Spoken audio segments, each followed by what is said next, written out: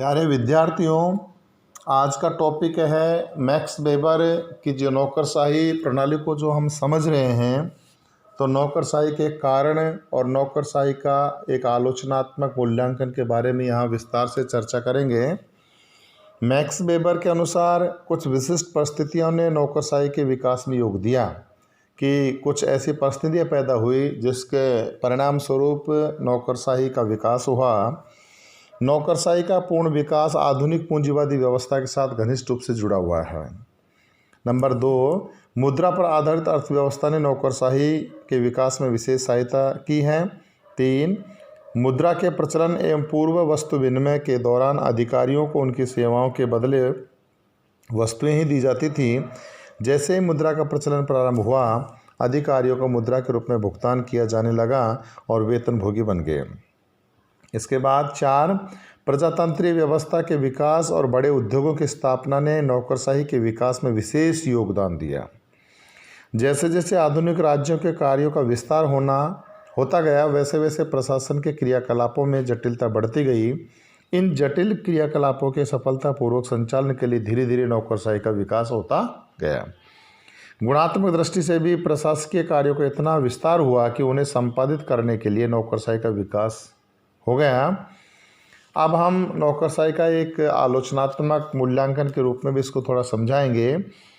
Max weber ने नौकरशाही संरचना के प्रकारात्मक या लाभदायक पक्ष पर विशेष जोर दिया है, जैसे स्पष्टता, निश्चितता, विश्वसनीयता, कार्यकुशलता, दक्षता आदि।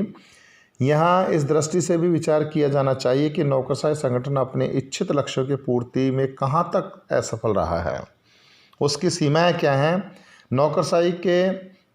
वेबर के नौकरशाही संगठन की प्रमुख आलोचना कुछ इस प्रकार बताई गई हैं। रॉबर्ट के मर्टन ने नौकरशाही के दुष्प्रकारियों या अकारियों डिफंक्शन की ओर लोगों का ध्यान आकृष्ट किया है। आपने बेबलिन की एक अवधारणा प्रशिक्षित अयोग्यता, डेबी के विचार व्यावसायिक मन संताप, वारनोट की अवधारणा व्यावसायिक विकृति का उल्लेख करते हुए नौकरशाही के कुछ दुष्प्रभावों का प्रकाश डाला है, जिसमें प्रमुख इस प्रकार से हैं। नंबर 1, प्रशिक्षित अयोग्यता। मर्टन ने बताया कि प्रशिक्षित अयोग्यता का तात्पर्य मामलों की उस दशा से है जिसमें किसी अधिकारी की योग्यता या क्षमताएं उसकी कमियों के रूप में कार्य करती हैं। क्रियाएं जो प्रशिक्षण तथा निपुणता पर आधारित थी और उन्हें भूतकालीन परिस्थितियों में सफलतापूर्वक संपन्न किया जा सका, आज की बदली हुई परिस्थितियों ने अनुपयुक्त अनुक्रिया के रूप में प्रकट हो सकती हैं। नंबर 2, व्यावसायिक मन संताप। मर्टन ने डेवी द्वारा प्रस्तुत व्यावसायिक मन संताप की अवधारणा का प्रयोग करते हुए लिखा है कि इस संगठन में नियमों की कठोरता इस सीमा तक पाई जाती है कि व्यक्ति ने अपने व्यवसाय एवं कार्यों के प्रति मानसिक संताप होने लगता है। वारनोट के इस स्थिति के लिए व्यावसायिक विकृति शब्द का प्रयोग किया है। नंबर 3, संरचनात्मक अति अनुरूपता। मर्टन कहते हैं कि नौकरशाही में नियमों की कठोरता से पालन करने के कारण संगठन की संरचना में अति अनुरूपता उत्पन्न हो जाती है। अतः नवीन परिवर्तित परिस्थितियों से अनुकूल नहीं कर पाती, इससे दक्षता घटती है और अयोग्यता बढ़ती है। 4, लचीलेपन का अभाव। दक्षता को लागू करने में अधिकारी में लचीलापन का अभाव परिवर्तित परिस्थितियों में अनेक असमंजस्यों के लिए उत्तरदायी होता है। सामान्य रूप से यह माना जाता है कि कार्य को निपटाने या समस्याओं को हल करने में अधिकारी अपने पूर्व प्रशिक्षण को ध्यान में रखता है और नवीन बदली हुई दशाओं में उन्हें वह काफ़ी मात्रा में नवीन या परिवर्तित स्वीकार नहीं करता। उसका भूतकालीन प्रशिक्षण उसे गलत तरीकों का या कार्य प्रणाली को अपनाने का बाध्य करता है। उसका प्रशिक्षण उसकी सबसे बड़ी कमजोरी है, असमर्थता बन जाती है। इसके बाद साध्य की अपेक्षा साधन पर अधिक बल देता है। नौकरशाही संगठन का एक अन्य दुष्प्रभाव यह बताया गया है कि उसके अंतर्गत अधिकारी कालांतर में नियमों का पालन इस सीमा तक करने लगता है कि वह जो नियम किसी समय साधन के रूप में थे, धीरे धीरे वे स्वयं ही लक्ष्य साध्य बन जाते हैं या लक्ष्यों का स्थान साधन ले लेते हैं। लकीर का फकीर। अनुशासन, जिसका तात्पर्य नौकरशाही संरक्षण से नियमों के अनुसार कार्य करने से है, समय के साथ साथ अधिकारी के जीवन में इस प्रकार महत्वपूर्ण बन जाता है कि वह परिस्थिति की विशिष्टता को ध्यान में नहीं रख पाता। अन्य शब्दों में वह लकीर का फ़कीर बन जाता है। वह बदली हुई परिस्थितियों में सुगमता से अनुकूलन करने में अयोग्य हो जाता है। इसके बाद लाल फीताशाही। नौकरशाही तंत्र में अधिकारी औपचारिकता में इतना उलझ जाता है कि वह लक्ष्यों की चिंता नहीं करके साधनों पर ज़्यादा जोर देने लगता है। यही उसकी लाल फीताशाही सामने आती है। उसके प्रत्येक क्रिया नियमों से इतने अधिक और इस प्रकार बंधी होती है कि वह अपने अधीन, अपने पर आश्रित लोगों की सहायता करने में असमर्थ हो जाता है। इसके बाद औपचारिकता कि नौकरशाही में औपचारिकता के निर्वाह पर अधिक ध्यान दिया जाता है। इस औपचारिकताओं के कारण समय और धन तो बर्बाद होता है और कार्य की गति भी धीमी हो जाती है। एक प्रभावशाली नौकरशाही में नियमों के प्रति पूर्ण समर्पण की मांग की जाती है। औपचारिकता का परिणाम ये होता है कि ये सामान्य नियम उन विशिष्ट परिस्थितियों में अनुकूल संबंधी बाधा उत्पन्न करते हैं, क्योंकि सामान्य नियमों के निर्माण के समय भविष्य में उत्पन्न होने वाली विशिष्ट परिस्थितियों के संबंध में सोचा भी नहीं गया था। इसके बाद अकुशलता। नौकरशाही में वे तत्व जो सामान्यतः कार्यकुशलता को बढ़ाने में सहायक होते हैं, विशिष्ट मामलों में उदाहरण में अकुशल उत्पन्न करते हैं। नौकरशाही संगठन से संबंधित अधिकारी इस कमी या अपर्याप्तता को नहीं समझ पाते हैं और नियमों का जो अर्थ वे स्वयं लगाते हैं उससे वे सदैव चिपके रहते हैं। ये नियम धीरे धीरे उपयोगी सिद्ध होने के बजाय लक्ष्यों की प्राप्ति में बाधा बन जाते हैं। इसके बाद नीरसता। नौकरशाही तंत्र में औपचारिकता और नियमबद्धता इस सीमा तक बढ़ जाती है कि ये जीवन को नीरस बना देती है। इसमें व्यक्ति यंत्रवत कार्य करता है। इसमें कार्य के नियमानुसार होने से कार्य की गति धीमी पड़ गई है। इसमें स्वतंत्रता, उत्साह तथा आगे बढ़कर कार्य करने की भावना दब जाती है। इसमें पहल, शक्ति प्रयोग एवं नवीनता का अभाव पाया जाता है। इसके बाद विरोधाभास पूर्ण से परिपूर्ण है। मैक्स वेबर द्वारा प्रस्तुत नौकरशाही सिद्धांत में कुछ विशेषताएं हैं।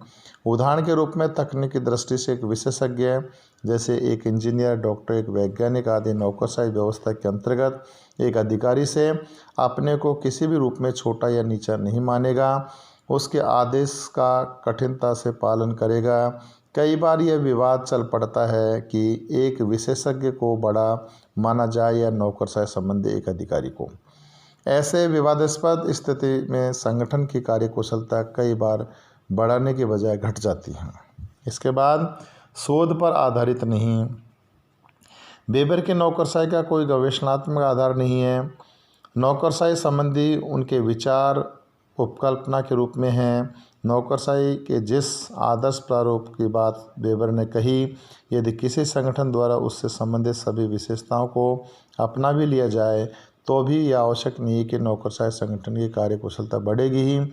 इसका कारण यह है कि वास्तव में संगठन की कार्यकुशलता का निर्धारण कुछ विशेष प्रकार के संगठनात्मक स्थितियों द्वारा होता है, जैसे कार्यकर्ताओं का तकनीकी स्तर, संगठन के उद्देश्य या लक्ष्य एवं संगठन का सामाजिक वातावरण आदि।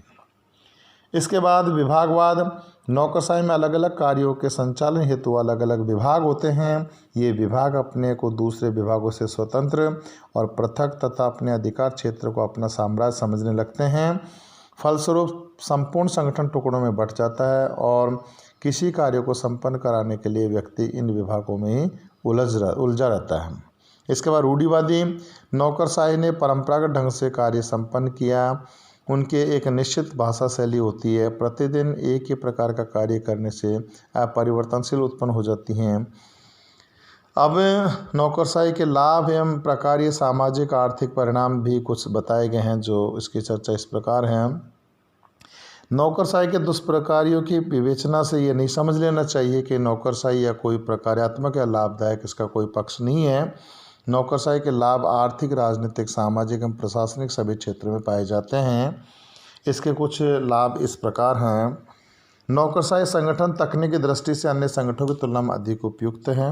इसमें विशिष्ट प्रशासन पाया जाता है। इसमें कार्य विशेष के विशेषज्ञों के द्वारा किया जाता है जो निष्पक्ष रूप से कार्य करते हैं। नौकरशाही में शासन कानून के आधार पर होता है जिसमें औपचारिकता, समानता और योग्यता को परख आदि के गुण पाए जाते हैं।